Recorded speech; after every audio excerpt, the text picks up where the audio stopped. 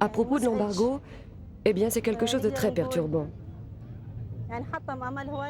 Tu peux dire qu'il a détruit l'espoir et la volonté de la jeunesse.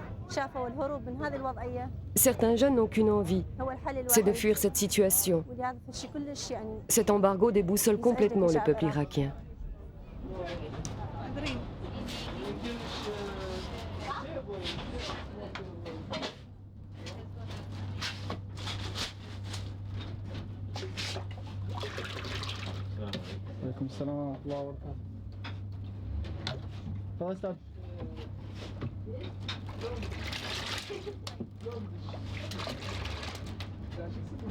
Je m'appelle Mahmoud et j'ai 22 ans. Je suis un étudiant dans le département de français, faculté des langues et dans l'université de Bagdad. En même temps, je suis responsable d'une grande famille, en effet, qui est composée de trois frères et 4 sœurs. Mes parents sont morts. Mon père avant 13 ans et ma mère est juste morte avant quelques mois. Ça fait avant 3 ou 4 mois. C'est difficile de passer ma vie. Je dois travailler l'après-midi. J'ai passé plusieurs années de travailler. C'est pas là. J'ai passé seulement dans 7 magasins, j'ai passé 12 ans. Mais j'ai travaillé pendant. Ça fait 8 ans, depuis le commencement de l'embargo. 8 ans, 9 ans, je ne me souviens plus. Et chaque fois, ou bien chaque jour, je rencontre quelqu'un qui demande à, je sais pas, minuit, c'est minuit la prix. Et plusieurs personnes me demandent d'avoir ces choses gratuitement. Je sais pas, c'est mon peuple, mes voisins, mes camarades. C'est la vraie souffrance. C'est la pauvreté, ou bien la nécessité. Je sais pas c'est quoi en juste, mais à mon expression, c'est la pauvreté. Elle monte des classes, des autres classes, jour par jour, mois par mois.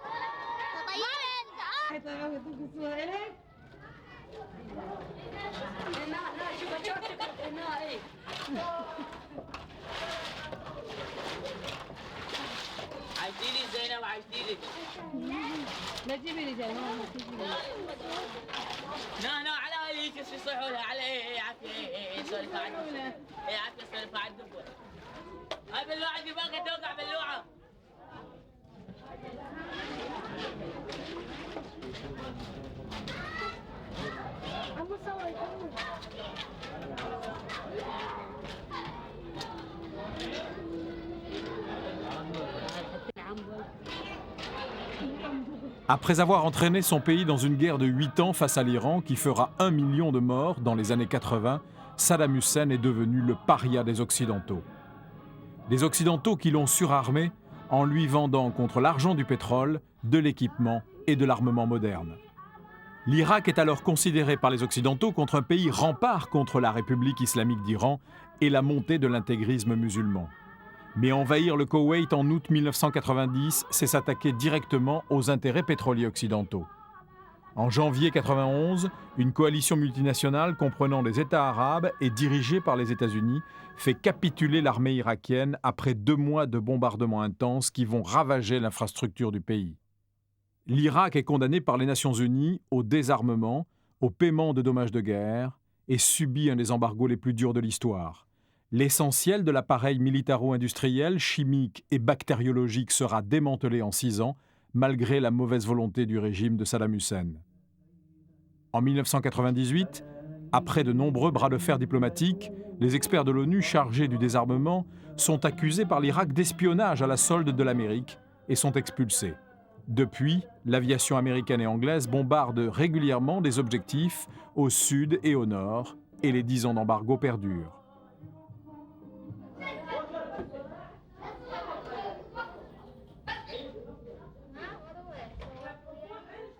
Dans les années 70, grâce aux revenus pétroliers, l'Irak était le pays arabe laïque le plus développé du Moyen-Orient. Aujourd'hui, ce pays vit sous perfusion par la formule dite pétrole contre nourriture. Le Conseil de sécurité de l'ONU contrôle strictement la vente du pétrole irakien, limité à l'achat de nourriture, de médicaments et d'équipements. 22 millions d'habitants sont ainsi maintenus dans un état de sous-développement tant que Saddam Hussein refuse de se plier aux résolutions de l'ONU.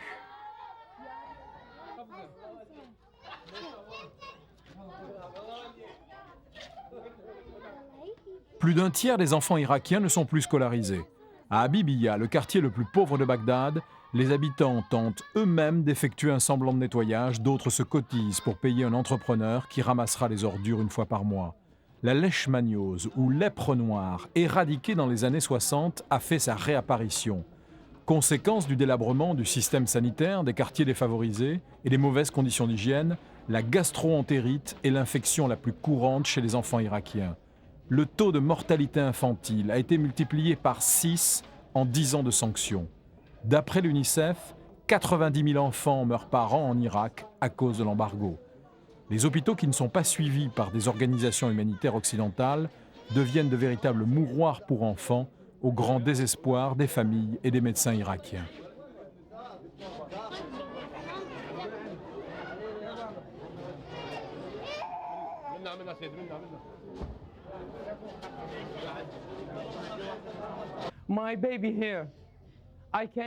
Mon bébé est là. Je suis venu hier. Je le tenais encore dans mes bras. Il était âgé d'1 mois. Je lui ai apporté de la nourriture. Et là, il vient de mourir. Qu'est-ce que je dois faire? Qu'est-ce que je peux faire? Est-ce la volonté de Dieu? Est-ce la faute de l'Irak? Est-ce qu'on peut accepter cela? Toutes les mères irakiennes souffrent de ce drame.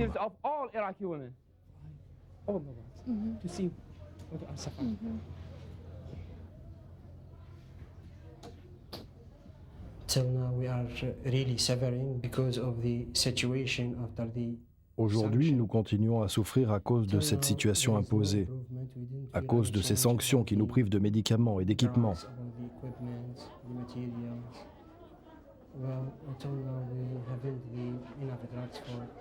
Les médicaments les plus essentiels pour sauver des patients nous manquent.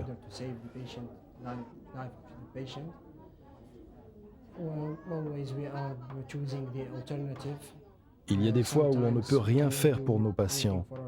Nous n'avons pas le matériel nécessaire pour établir des diagnostics sérieux. Eh bien, à cause de tout cela, nous souffrons.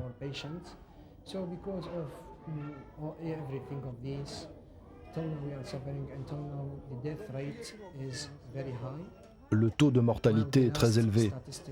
Les dernières statistiques qui ont eu lieu dans cet hôpital démontrent que nous perdons plus de 5 patients en 24 heures.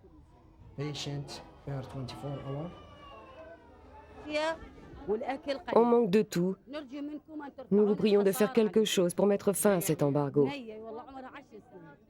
Il n'y a pas de médicaments ici. Notre alimentation est faible. Ma fille est malade tous les jours. Elle n'est pas suffisamment alimentée. Elle souffre de rachitisme. Regardez, elle a 1 an et 8 mois et elle pèse 7,5 kg. C'est normal, ça? Je ne peux que m'en remettre à la miséricorde de Dieu.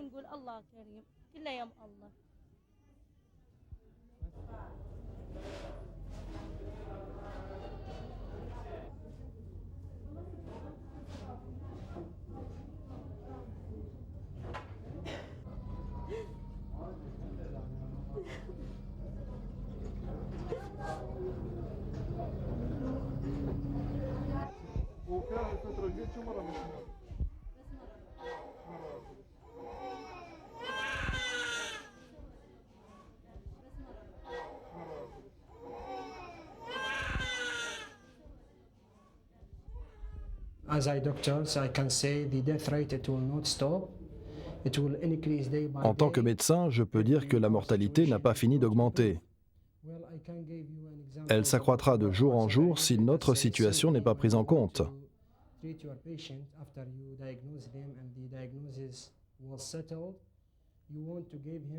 Je peux vous donner un exemple des graves problèmes que nous avons. Vous avez diagnostiqué votre patient et vous avez établi le traitement adéquat. Eh bien, si c'est une infection, il faut utiliser un antibiotique.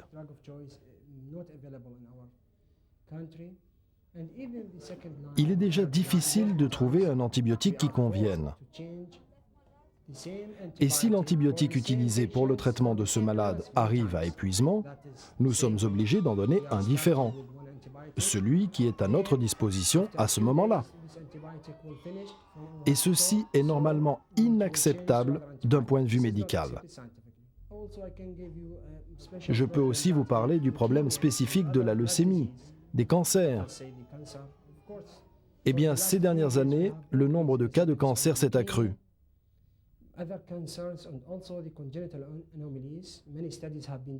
Nous constatons différentes anomalies. Plusieurs études ont été faites dans cet hôpital à ce propos.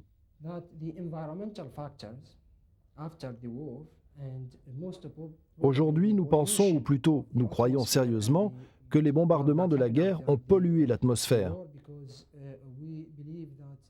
Nous croyons que les Américains ont utilisé de l'uranium appauvri contre nos populations. Ceci a pollué beaucoup de choses. Il semble que ce soit lié à la croissance des leucémies, des cancers et à d'autres anomalies.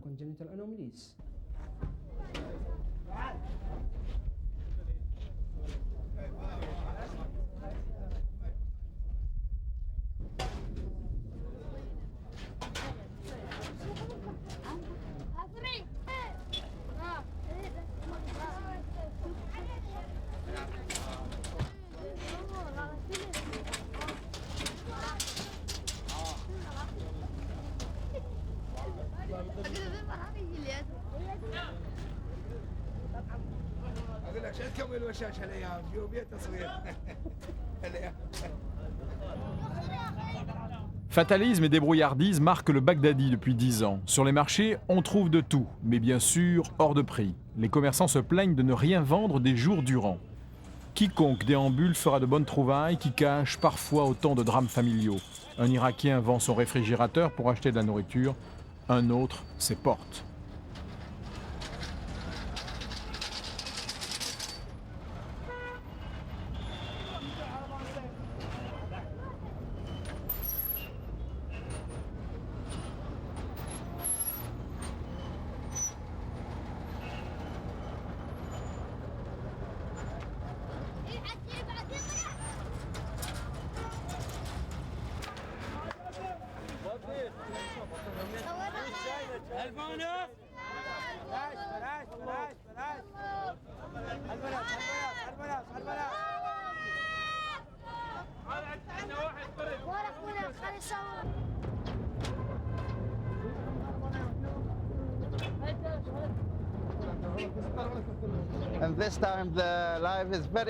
Nous vivons une période d'inflation des prix.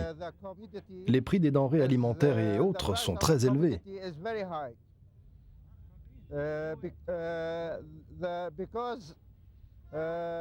Les salaires restent très bas. Ici, tout le monde essaie de trouver un travail pour survivre, mais arriver à trouver un travail est pratiquement impossible.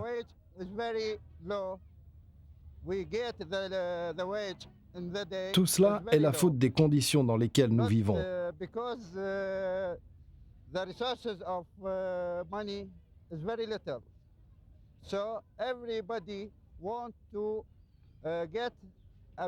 Nous essayons de subvenir à nos besoins en cherchant à travailler du matin au soir, et nous dormons très peu.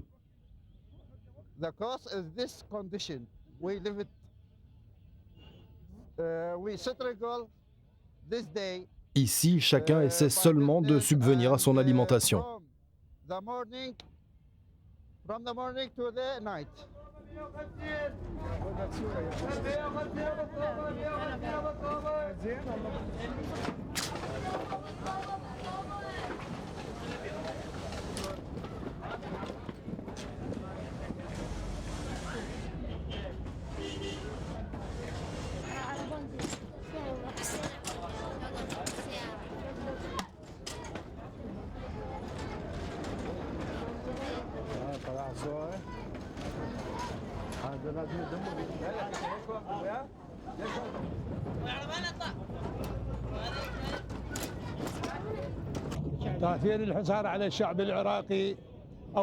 Cet embargo est injuste. C'est quelque chose qui, en réalité, est lié aux intérêts pétroliers. Ils ne nous ont laissé aucune dignité d'homme. On ne peut même pas acheter une tenue convenable. Moi-même, je ne peux pas habiller ma propre famille correctement. Notre situation est très difficile. Le client vient par exemple pour acheter de la nourriture, de la marchandise, mais son salaire ne le lui permet pas. Il ne peut pas acheter, sauf un minimum pour ses enfants, comme des œufs, des tomates ou des pommes de terre.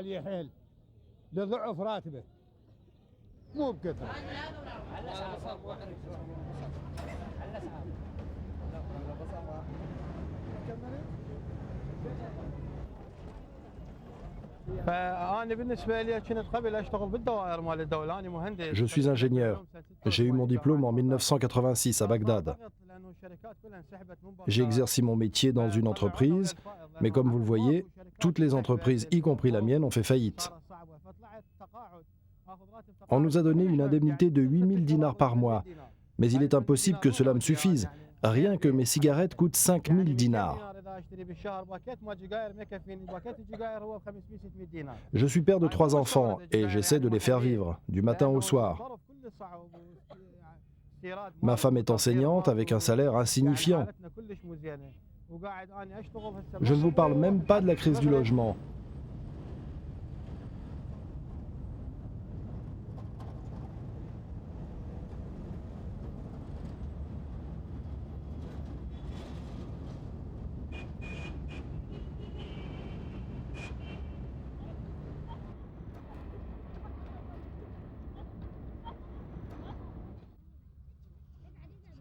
Certaines familles irakiennes sont revenues à la campagne, où ils peuvent plus facilement nourrir les enfants. Faute de pièces détachées pour les machines agricoles à cause de l'embargo, le rendement s'est effondré. Selon la FAO, 20 à 30% de la production de fruits et de légumes n'atteignent pas le marché, faute de moyens de transport adéquats. Plus de la moitié des terres cultivées avant 1990 ont été mises en jachère du fait du manque d'engrais.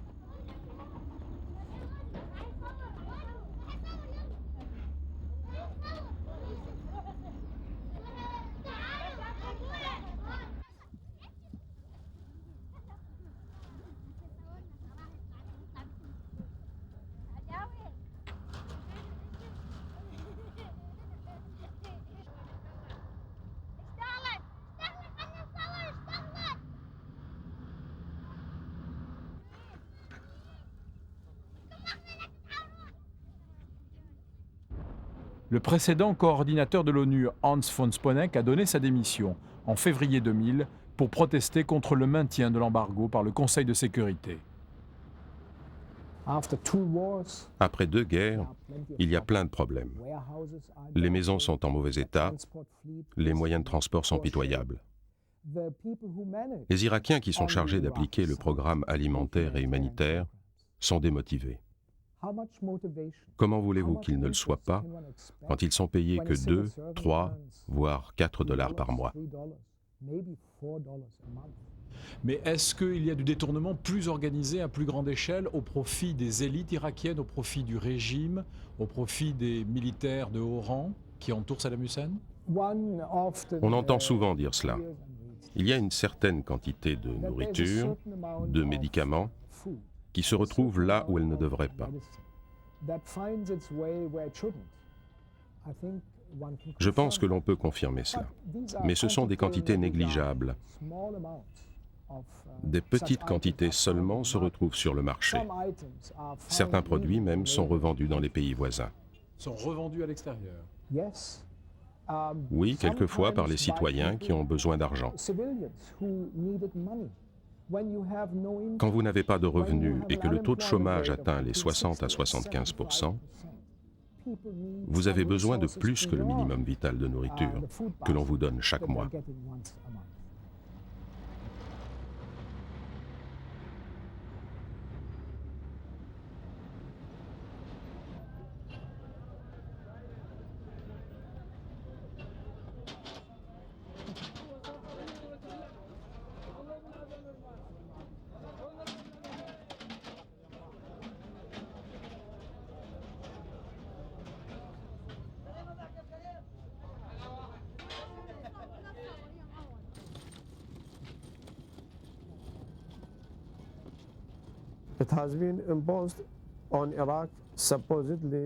Tout ceci a été imposé à l'Irak pour s'assurer que ce pays se plie bien aux résolutions des Nations Unies.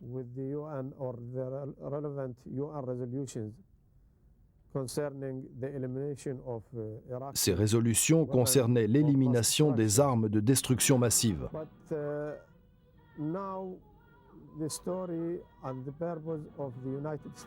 Mais aujourd'hui, on maintient les sanctions économiques dans un autre but.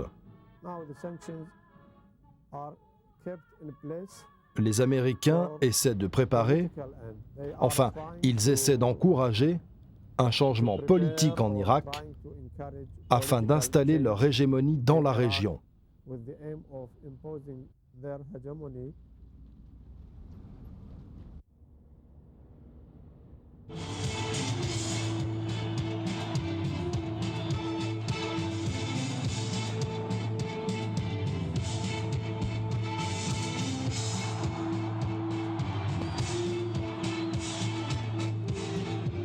Saddam Hussein se veut l'héritier des rois mésopotamiens et des grands califes arabes, vainqueurs des Perses. Afin d'exalter le sentiment nationaliste et la loyauté au régime, le parti unique Baas, qui encadre les moindres manifestations collectives, organise parfois dans les stades des reconstitutions de grandes batailles où les ennemis de l'Irak et du monde arabe sont défaits par les grands chefs de guerre comme Saddam Hussein. La joie et l'entrain ne sont pas très manifestes sur ces visages de figurants. Toute critique du culte de la personnalité est perçue comme une trahison et les éliminations physiques d'opposants sont continues.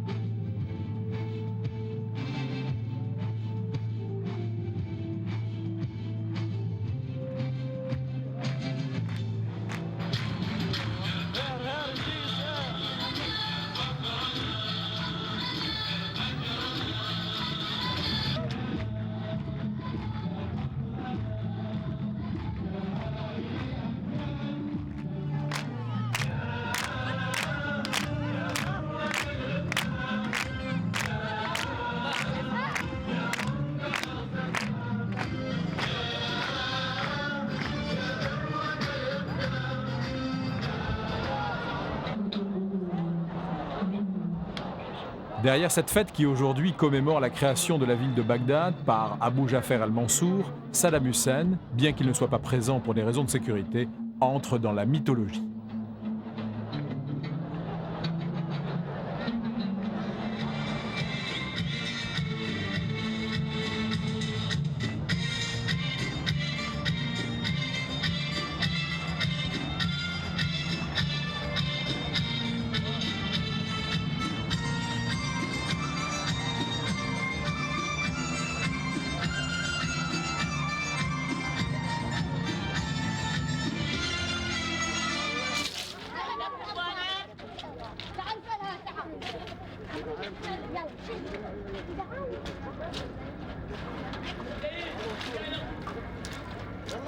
The aims of the Allied forces against Iraq was L'objectif des forces alliées était de libérer le Koweït.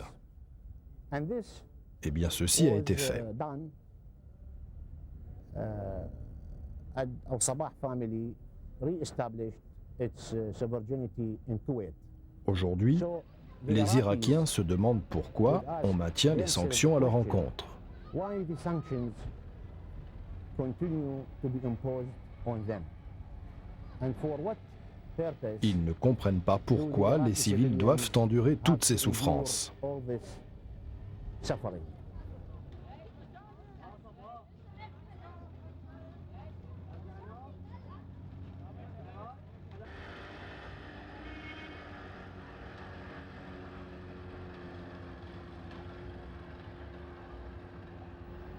Est-ce que tout le pétrole qui est exporté d'Irak est contrôlé par les Nations Unies?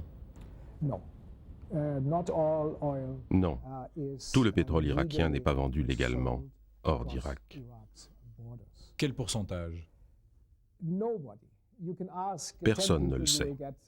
Vous pouvez demander à 10 personnes, vous aurez 10 réponses différentes. Mais vous obtiendrez une quantité moyenne. On a l'habitude de dire que peut-être de 8 à 10%, ou peut-être 15 millions de dollars par mois, proviennent de la vente illégale du pétrole.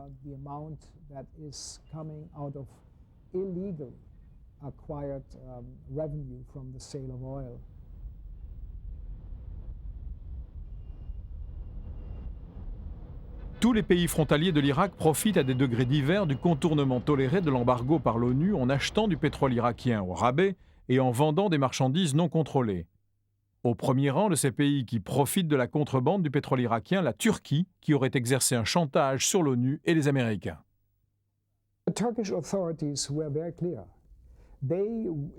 Les autorités turques ont été très claires. Elles veulent profiter directement d'un certain pourcentage du pétrole exporté par l'Irak.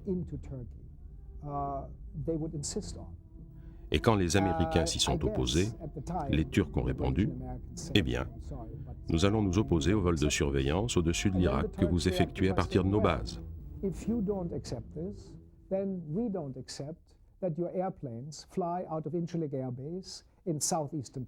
C'était du marchandage pur et simple, mais je n'ai jamais entendu quelqu'un protester. Il n'y a jamais eu une seule protestation américaine ou britannique contre cette contrebande.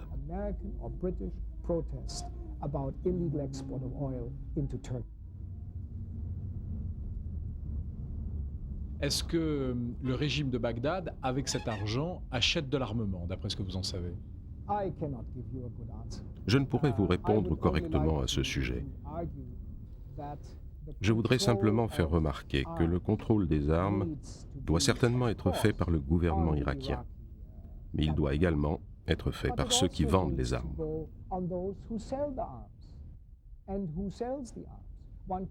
On pourrait contrôler cela exactement, comme on pourrait contrôler l'exportation illégale du pétrole à travers la Turquie, si l'ONU le voulait vraiment.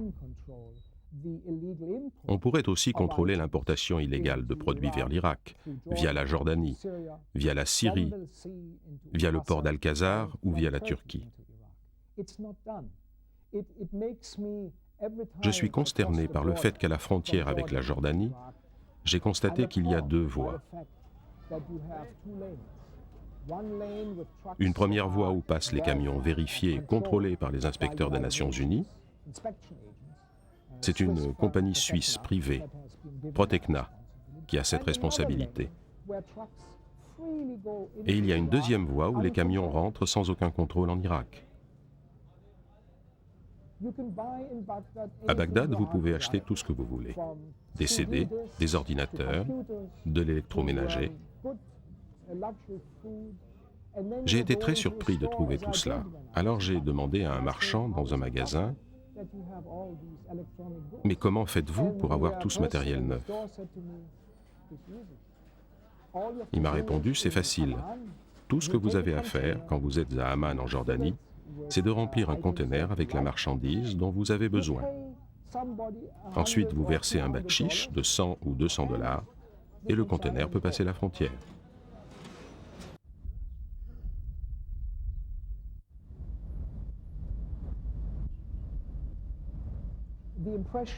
L'impression que j'ai maintenant avec beaucoup d'autres est que ceci est délibéré. Avec cette négligence de contrôle aux frontières qui reste poreuse, alors que les lois internationales ont préconisé le contraire. Eh bien, nous ne savons pas ce que Saddam Hussein fait ou ce qu'il essaye de fabriquer. Si on veut vraiment le savoir, on pourrait faire quelque chose dans ce sens. Mais on ne fait rien.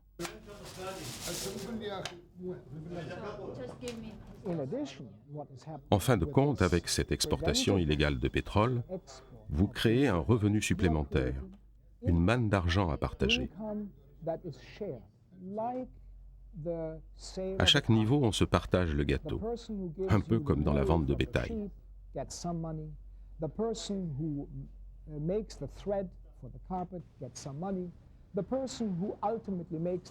C'est la même chose pour le pétrole en direction de la Turquie. L'administration kurde dans le nord de l'Irak prélève sa part lors du passage des camions sur son territoire. Après la frontière, les Kurdes de Turquie prélèvent leur part.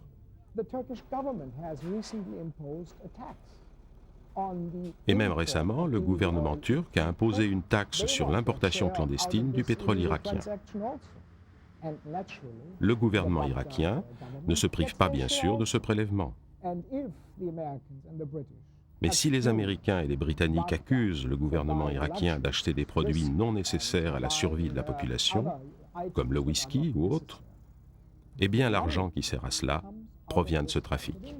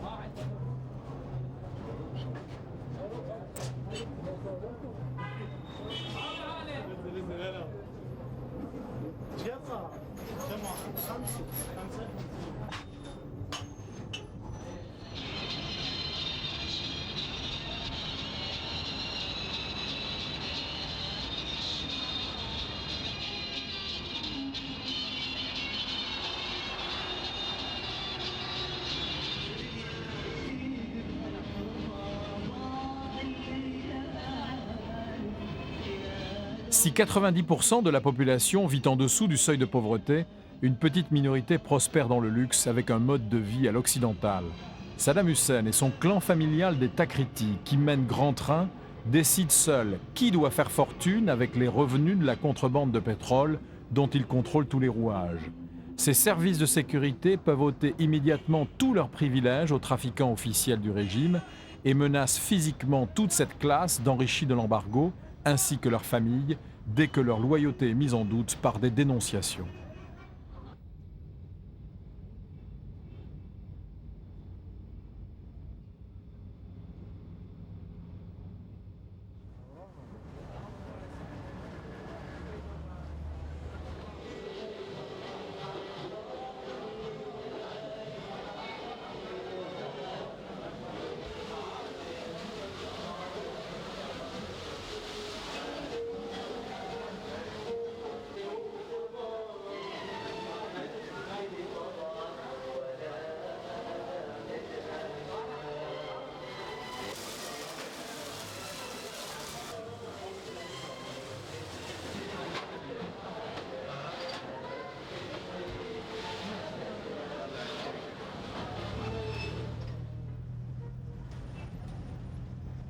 طبقة الحصار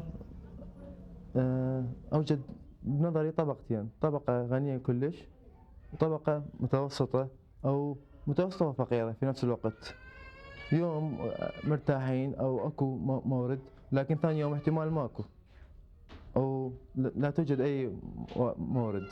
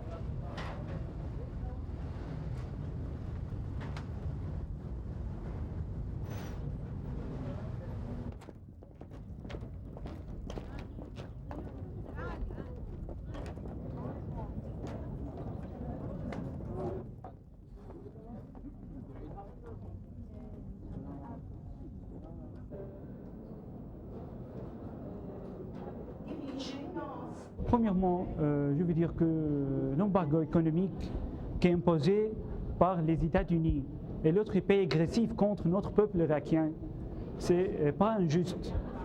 J'espère que les peuples américains sont avec le peuple irakien pour confronter le Bill Clinton qui est contre notre peuple. Et je demande une seule question de M. Bill Clinton. Pourquoi vous avez fait les choses, les faits agressifs contre les enfants qui meurent jour par jour, et contre notre femme, et contre notre aïeul? Pourquoi elle fait ça? Pourquoi elle fait cela? Et on a l'impression que la France ne fait rien pour nous. Elle parle seulement, elle dit des mots, mais ni le président Jacques Chirac, ni les ministres, ni rien, même les institutions, les gens qui viennent pour visiter l'Irak. Il y a des groupes qui viennent de temps en temps, qui visitent les hôpitaux, qui voient notre malheur, mais ils ne font rien.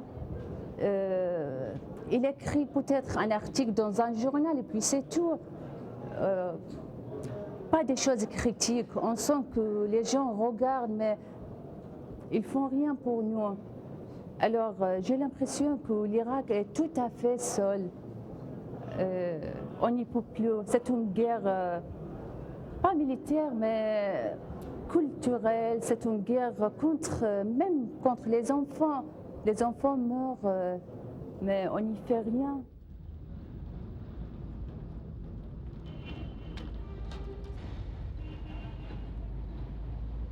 Les 5 membres du Conseil de sécurité de l'ONU sont divisés sur la suspension conditionnelle de l'embargo afin d'obliger l'Irak à accepter de nouveau la présence des inspecteurs du désarmement. La France, la Russie, la Chine sont pour la suspension. La Grande-Bretagne et les États-Unis sont contre, et le nouveau président, George W. Bush, est décidé à durcir la position de son pays contre l'Irak.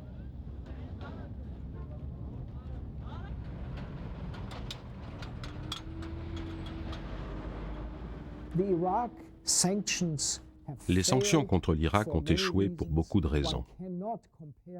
On ne peut pas, par exemple, comparer l'Irak et la Yougoslavie, qui, elle, a un début de système de partis multiples. Ceci n'existe pas en Irak. C'est pourquoi ces sanctions ne font que renforcer le régime autoritaire de Bagdad et affaiblir la population, comme nous le voyons année après année.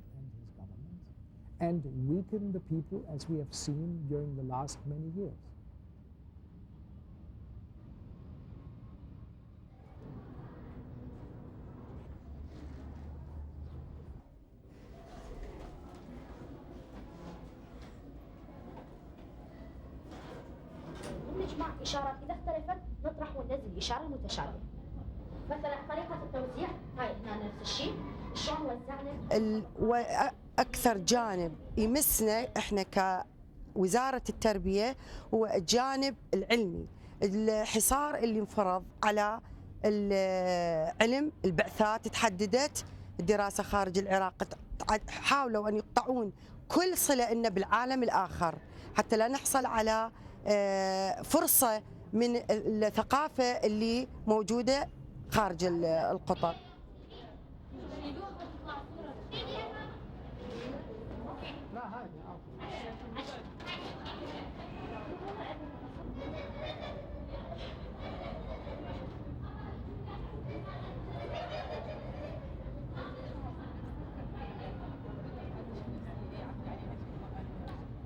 Pour l'avenir, on n'a rien du tout pour l'avenir. On ne pense pas à l'avenir. On pense qu'on va passer notre journée. Et parce qu'on ne sait pas qu'est-ce qui va passer demain ou après-demain ou le mois prochain. Mais quand même, on a le courage de travailler et de faire nos études. Mais pour des projets plus loin, on ne peut pas les faire. Positive. Quels sont les principes de l'encyclopédie? Vraiment, vous savez, on a l'impression que notre démarche d'enseigner le français est vivement bloqué par ce manque de livres, de sources. Comment voulez-vous qu'un étudiant fasse des études supérieures, préparer un mémoire sans avoir assez de documents et de livres? Donc il y a aussi le fait que les étudiants, par exemple ces dernières années, ajournent l'année à cause, n'est-ce pas, de sa situation financière. Donc il est obligé de quitter les études pour travailler ailleurs et gagner sa vie. Et nous, professeurs, vous savez, nos ressources ont diminué largement et énormément. Et ce qui fait qu'il y a beaucoup de professeurs qui quittent l'Irak. Et ça fait vraiment une énorme perte parmi nos professeurs et donc nos cadres d'enseignement.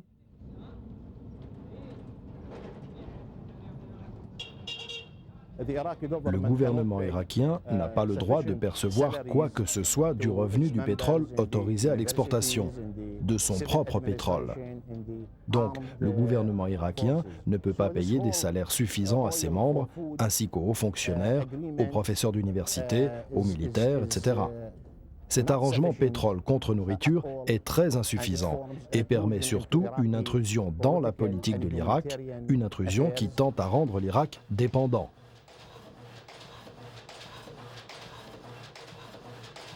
Le gouvernement irakien ne peut dépenser que 10% de ce qu'il consacrait à l'enseignement avant 1970. Les locaux aujourd'hui sont délabrés et surtout le personnel enseignant, démotivé par des salaires de misère, se retrouve souvent chauffeur ou homme de ménage.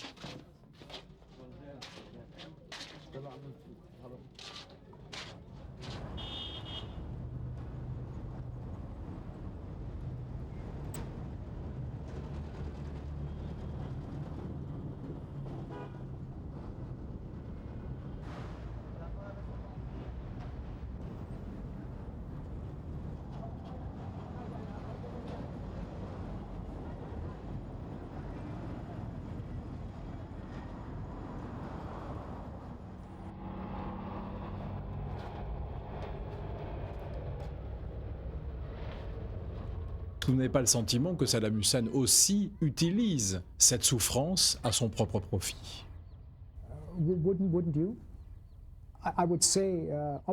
Qui ne le ferait pas? Effectivement, un gouvernement acculé, autant attaqué, utilise tous les moyens. Toutes les occasions sont bonnes. Quand on connaît avec autant de preuves les dommages provoqués par ces sanctions, on ne doit pas être surpris de voir l'Irak s'en servir comme instrument de propagande. Dans cette guerre, tous les moyens sont bons pour tout le monde. Saddam Hussein utilise toutes les armes qu'il a de la même façon que le département d'État américain lui renvoie la responsabilité de toutes ses souffrances.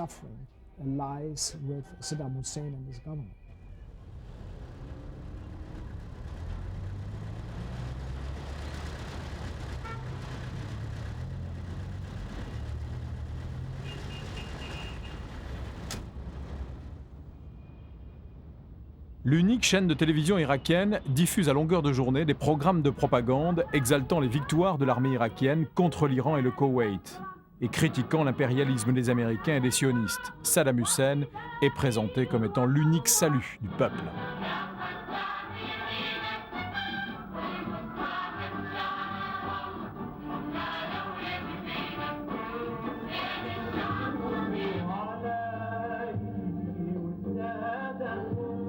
أنا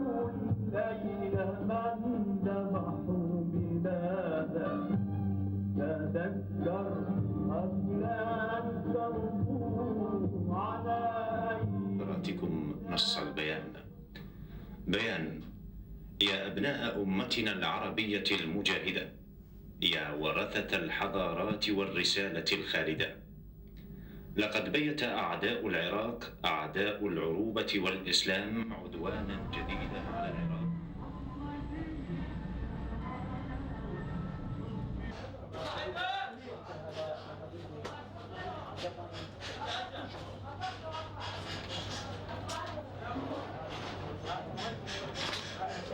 La misère a radicalisé les pratiques de l'islam. Le chômage a renvoyé les femmes dans leur foyer. L'emprise des religieux contrôlés par le pouvoir se fait de plus en plus forte.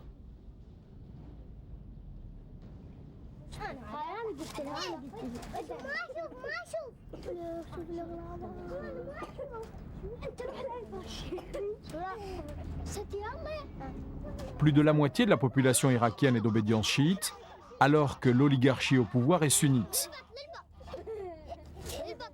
Kerbala reste un lieu saint vénéré surtout par les chiites.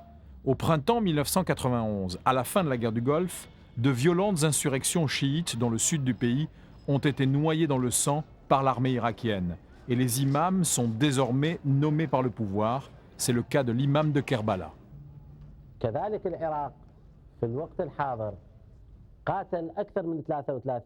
Aujourd'hui, l'Irak est victime de l'injustice. Elle s'est retrouvée sous le feu de 33 pays. Ces 33 pays ont été injustes. Notre cher président, que Dieu le protège, a dit non à la justice. L'Amérique, qui est injuste, prive l'Irak et son peuple de médicaments et de nourriture.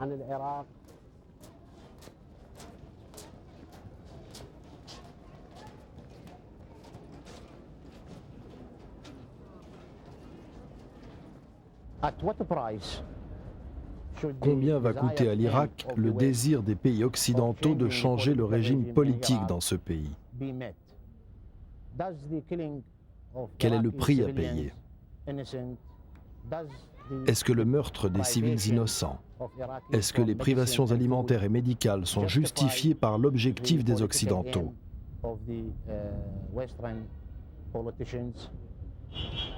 Et même si ces derniers atteignent leur objectif, l'Irak aura payé un très lourd tribut de souffrance et de sacrifice. Un tribut que les Irakiens n'oublieront jamais.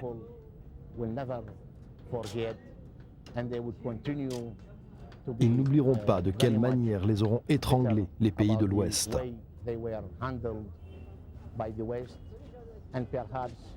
Et peut-être qu'un régime plus radical et plus anti-occidental prévaudra en Irak.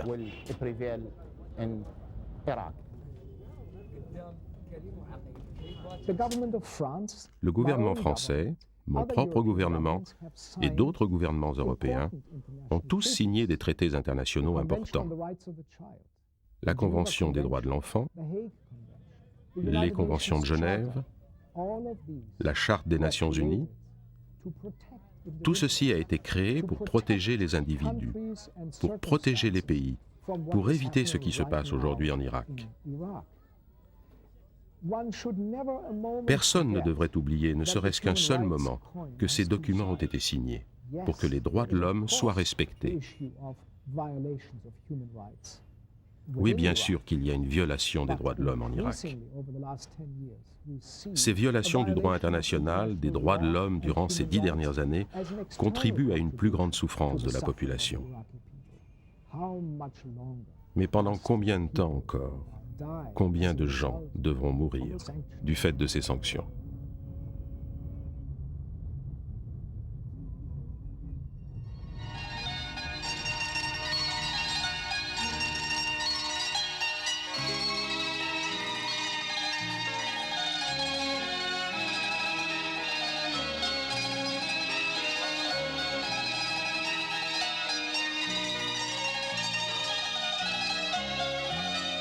Yeah.